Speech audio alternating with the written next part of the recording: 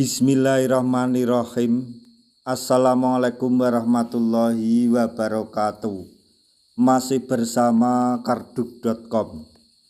Pada video kali ini kami akan menyampaikan kabar terbaru untuk para tenaga honorer terkait dengan nasib dan kesejahteraan serta pengangkatan tenaga honorer menjadi ASN di tahun 2025. Yaitu Regulasi Baru ASN 2025, Dampak Surat Kemendagri untuk P3K dan Honorer, serta nasib R2 dan R3 dan kebijakan penggajian yang harus diketahui. Untuk mengetahui lebih detailnya silahkan simak video ini sampai selesai.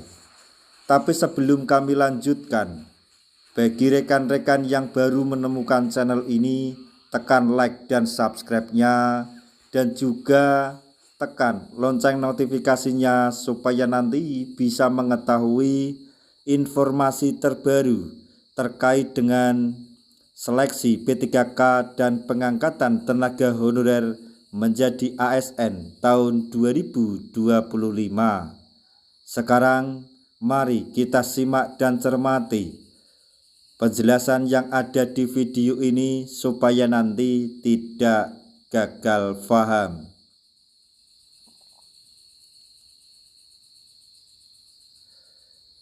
Dunia pendidikan di Indonesia sedang menghadapi perubahan signifikan terkait status dan regulasi tenaga pendidik yang berstatus aparatur sipil negara atau ASN. Dalam beberapa tahun terakhir, pemerintah terus melakukan reformasi birokrasi guna meningkatkan efisiensi dan efektivitas tenaga pendidik, termasuk di dalamnya pegawai pemerintah dengan perjanjian kerja atau P3K dan tenaga honorer. Salah satu kebijakan terbaru yang diketahui adalah Surat resmi dari Kementerian Dalam Negeri atau Kemendagri mengenai penganggaran gaji bagi P3K dan honorer yang diterbitkan pada tanggal 14 Februari 2025. Surat yang dikeluarkan oleh Direktorat Jenderal Bina Keuangan Daerah Kemendagri ini menjadi respon atas berbagai pertanyaan dari pemerintah daerah terkait dengan penganggaran gaji bagi tenaga P3K paruh waktu.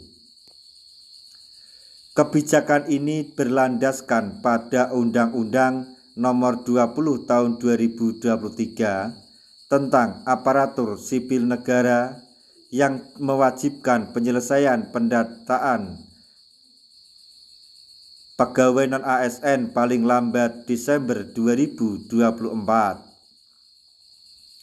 Salah satu poin utama dalam undang-undang tersebut adalah pelarangan pengangkatan pegawai non-ASN atau tenaga honorer di instansi pemerintah setelah aturan ini mulai berlaku. Oleh karena itu, pemerintah daerah harus menyesuaikan kebijakan penggajian bagi tenaga P3K dan honorer yang masih dalam masa transisi. Surat Kemendagri bernomor 900.1/664 Keuangan Daerah ini ditujukan kepada gubernur, bupati, dan wali kota di seluruh Indonesia. Surat ini menegaskan beberapa poin penting mengenai kebijakan penggajian tenaga P3K dan non-ASN. Di antaranya yaitu 1. Pegawai non-ASN yang sedang dalam proses seleksi P3K tetap dapat bekerja dan menerima gaji seperti sebelumnya. gaji mereka akan tetap dianggarkan dalam belanja jasa pemerintah daerah. Kemudian yang kedua, setelah diangkat sebagai P3K, gaji akan mengikuti nomenklatur perencanaan keuangan daerah. Ini sesuai dengan keputusan Menteri Dalam Negeri terkait klasifikasi dan kodifikasi anggaran. Selanjutnya yang ketiga yaitu pemerintah daerah dilarang mengalokasikan anggaran untuk pegawai non-ASN yang diangkat di luar ketentuan. Jika ada pengangkatan tenaga non-ASN yang tidak sesuai aturan, maka anggarannya tidak boleh dialokasikan dari APBD. Selanjutnya yang keempat, tenaga honorer yang tidak terdaftar dalam database Badan Kepegawaian Negara atau BKN tetap bisa menerima gaji jika masih dalam proses seleksi. Dengan demikian, mereka masih memiliki peluang untuk mendapatkan penghasilan selama masa transisi. Banyak tenaga honorer yang masuk dalam kategori R2 dan R3 sempat khawatir dengan pemutusan hubungan kerja atau PHK yang terjadi akibat kebijakan ini. Namun, dengan adanya surat Kemendagri, gaji honorer R2 dan R3 tetap akan dianggarkan selama mereka masih dalam proses seleksi menjadi P3K paruh waktu. Menurut Adiba, anggota Aliansi Guru Honorer Nasional atau AHN, kebijakan ini merupakan kabar baik bagi tenaga honorer yang sebelumnya telah dirumahkan. Dengan adanya surat ini, pemerintah daerah tidak memiliki alasan langsung untuk langsung memberhentikan tenaga honorer dengan dalih efisiensi anggaran. Selain itu, Presiden Prabowo Subianto juga telah mengeluarkan instruksi agar efisiensi anggaran tidak berimbas pada pemberhentian tenaga honorer, melainkan lebih difokuskan pada pengurangan anggaran yang bersifat seremonial atau perjalanan dinas.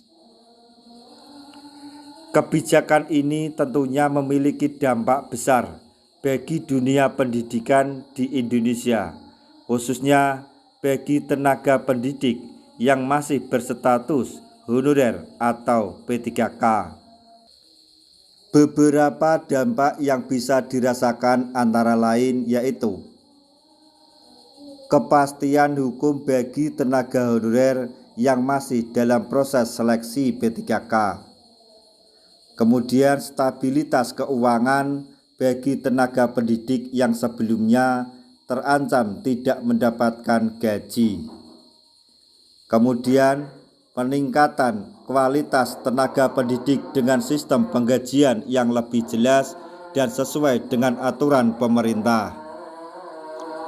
Efisiensi anggaran pemerintah daerah dalam pengelolaan tenaga pendidik dengan adanya surat resmi dari Kemendagri, kekhawatiran tenaga honorer khususnya di sektor pendidikan bisa sedikit mereda. Pemerintah telah memastikan bahwa tenaga honorer yang masih dalam proses seleksi tetap bisa bekerja dan menerima gaji sesuai aturan. Demikian informasi yang dapat kami sampaikan. Semoga informasi ini dapat bermanfaat. Di akhir video, kami mengucapkan banyak terima kasih. Wassalamualaikum warahmatullahi wabarakatuh.